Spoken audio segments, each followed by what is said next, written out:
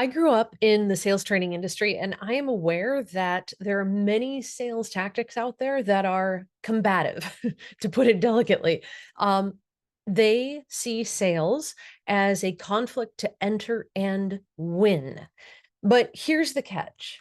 Sales is not a zero-sum game. That is, it's not a game where one side wins at the expense of the other. In fact, it's the exact opposite of a zero-sum game. See, the only way that a seller can end up better off and winning the sale is by making the prospect better off, since the prospect's consent is required to genuinely move forward at every step of the exchange. The seller can't use things like force, fiat, or fraud to squeeze money from an unwilling prospect. They must get the prospect's consent and cooperation to the exchange, or the exchange will never happen. That is a noble skill. It is a necessary skill. It's a skill that takes patience and practice to hone. Now, I'm aware that young people don't want to sell. They don't want to be salesy, they don't want to manipulate people, and they don't want to be fake. And I don't blame them. I grew up immersed in sales and in the sales training industry.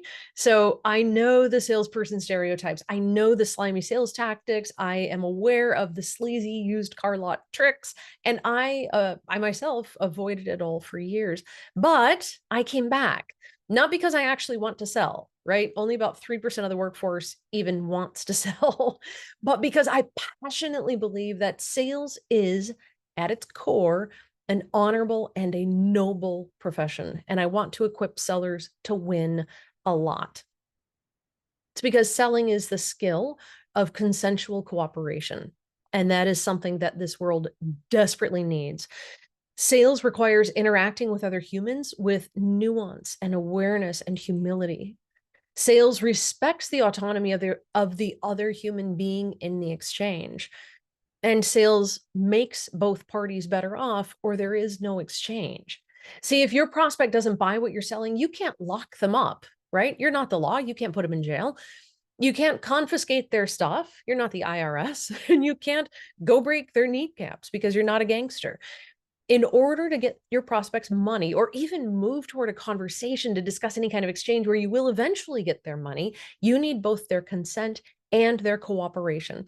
And your only available tactic is to offer something that makes them better off than they were before at every step of the way.